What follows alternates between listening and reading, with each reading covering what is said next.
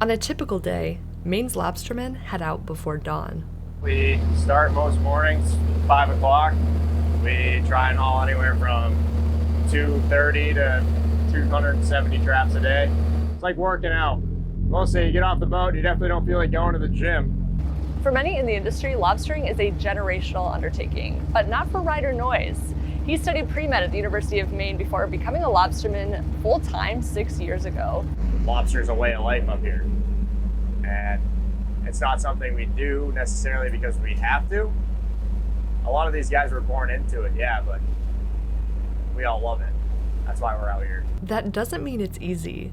On top of the physical demands, there are regulations to navigate. Yeah, we throw back probably, I want to say anywhere between 80 to 90% on a daily range. Females, too small, too big. We're hurting ourselves if we're keeping these lobsters anyway. So long term, to keep this fishery sustained, it's kind of our responsibility to do that. These efforts are working. And when combined with the temperature changes in the Gulf of Maine, which is warming faster than 99% of the world's oceans, lobster populations have surged 5-fold in 2 decades.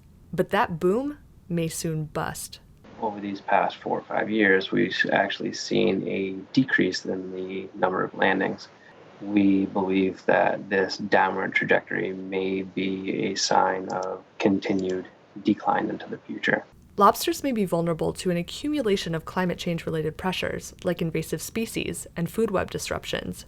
But scientists still don't know exactly why population density is decreasing or by how much. But even relatively small declines can have a big impact on the industry.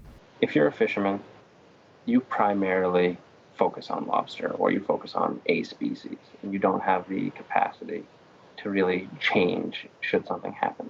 You start taking 5%, 10% or more, you start changing the livelihood of an entire state, and a state that is one of the poorest in the nation.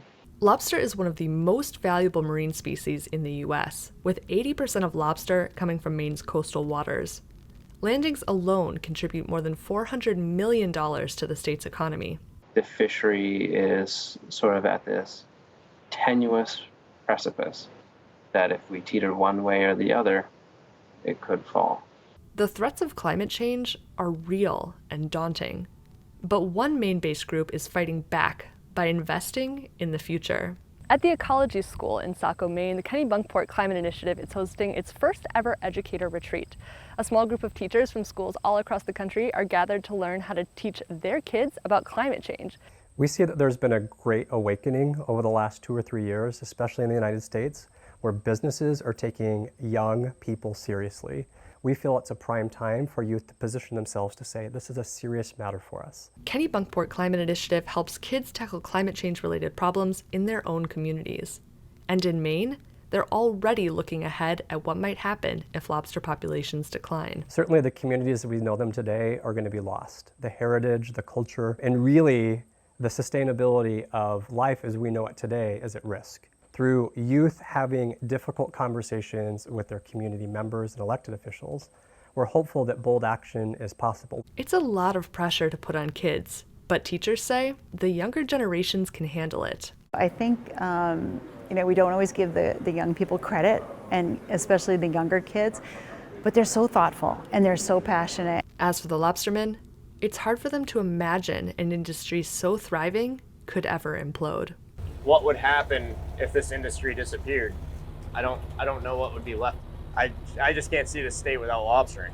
You know what would happen is the state's new symbol would be unemployment. You'd be putting almost 10,000 people out of work. For Cheddar News, I'm Chloe Aiello.